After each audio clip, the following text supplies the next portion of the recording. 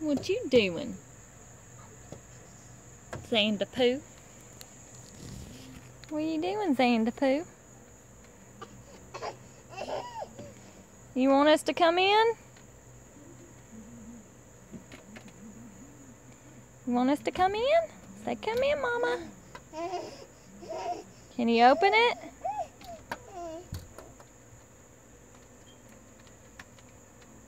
Can you get it? Oh, you got it. Oh, what? Uh-oh. Let's go inside so you don't get any splinters on your feet. Oh, give me my drink back. That is not funny. You don't just steal my drink.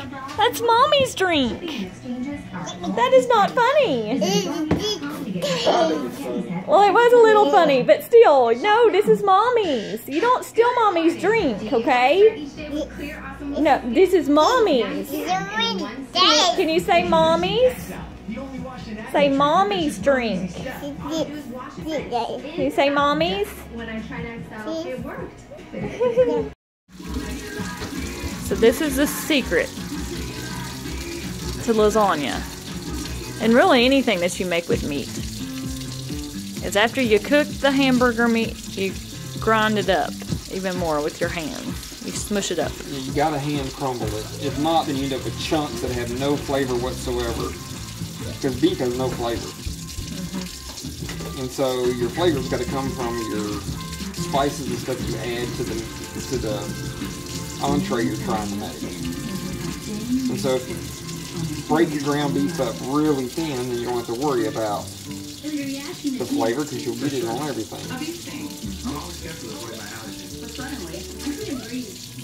And it smells so good. I love the smell of ground beef when it cooks. It's one of my favorite smells. Uh-oh. Uh-oh.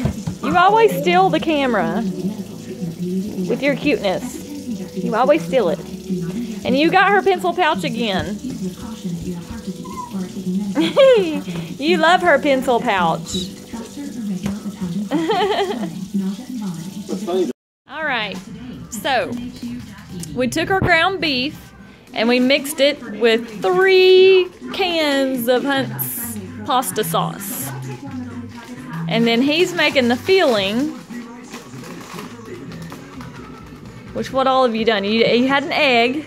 2 eggs. 2 eggs. 2 eggs and ricotta cheese. 2-ounce thing of ricotta cheese, and then I usually put about 3 cups of mozzarella. And I usually put 1 cup of Parmesan. And he puts the extra cheese in it because I like it. I like a cheesy lasagna. He doesn't like it so much. But the nice compromise is we both like it when we cook it in the power cooker. So if y'all have ever seen the infomercial for this thing and thought about getting it, get it. It is amazing. And well worth it. We use it for several dishes, and one of these is, believe it or not, lasagna. So it's just not your typical lasagna, it's a pot lasagna. But it comes out good. It's all creamy. Does it look like lasagna, but it tastes like lasagna when it's done. Right. It looks like a deep dish lasagna. Like a really, really deep dish lasagna. A deep pot lasagna. But it's still layered and everything, just like a regular lasagna is. But it's just in a stew-looking thing. But anyway. So you mix all that together, and then that's going to be your stuffing in between. We're to the layering effect. You basically take, what did you start with? The sauce first on bottom? Okay. Yeah, you put the sauce on bottom first.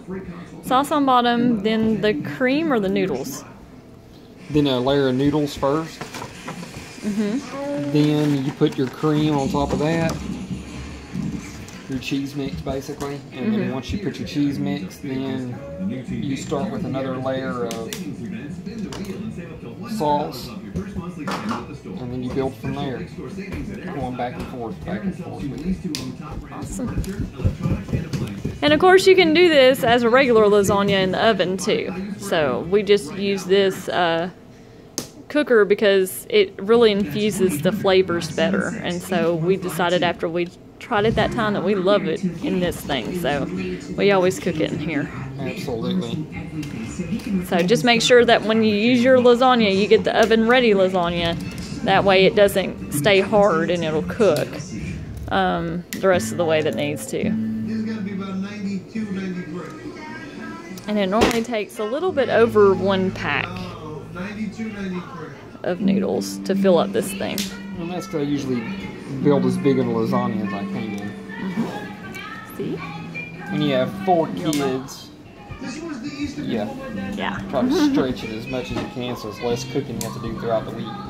Exactly. We're hoping that this will last us until Thursday night. Thursday night we'll have to cook something new. Here's hoping anyway. And of course if we have a little bit left over, I'll have it for lunch, so.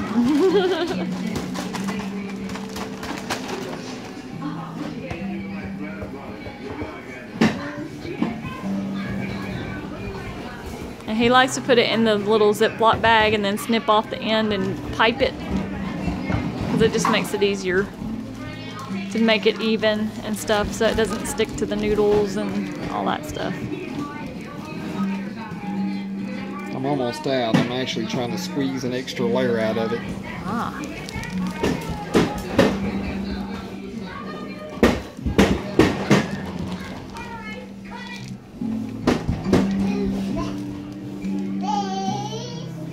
Get as close to the top of it as I can, of the pot, so that way I know we'll get at least a couple of days out of it.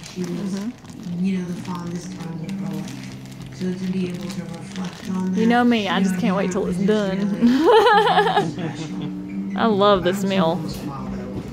I didn't get much out of this, so I'll probably add some cheese directly with it to make up for it. I usually make it a lot thicker than this, but I was running out and I wanted to try to squeeze at least one more layer. Gotcha.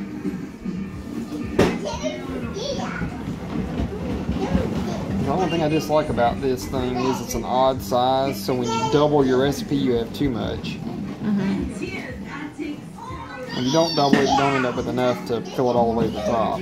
But at least you're not wasting any. Yeah. That's my thought process, so I just really didn't want to waste any.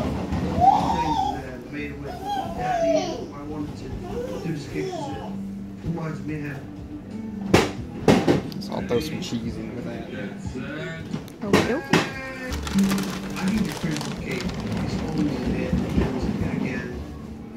You know, we don't always get together the whole family like this, so whenever we do, it's really nice. But there's one final surprise. Well, I just want to have a discussion with everyone. And you know me, I love extra cheese. Number 3 of each of them. 6 of the 8 are here. And Parmesan. My Uncle Joey's in heaven, he passed away. There's my Uncle Max. We have my mom. We have my Uncle Vinny. And then you pour some salsa on top. My Aunt Anna. We have my Uncle Dominic. Uncle Dominic found some research that they're doing in Israel. And one thing about this that's different than the oven when you cook it is the cheese doesn't like get crusty on top, I guess. It doesn't get crusty or pasty. It stays almost liquid. Like a melted cheese, basically. But one thing I did learn is don't make the cheese your top layer like you do in the oven, because then that top part of the cheese gets kind of weird. You make your sauce your last. Yep. Yeah, we did that last time. It turned out really good. Alrighty. Still not all the way up to the top like I wanted to be. It's pretty close. I'm trying to decide whether I wanted to open up another can or not. Nah. It'll be alright. We appreciate it. Alright, so we hit cook. And then where's my I lost my place. Everybody gather around. Quick time. And we want to cook it for... Aw. Wait, I remember now. That's what I wanted. Stew. Stew, In okay. 35 minutes. Stew for 35 minutes. Okay, so we canceled that. Hit stew. Did the cook time till it got to 35 minutes, and then start. And now it's going, and so in 35 minutes we will have a perfectly cooked lasagna. Ow. Don't hit the people on YouTube. That's not nice.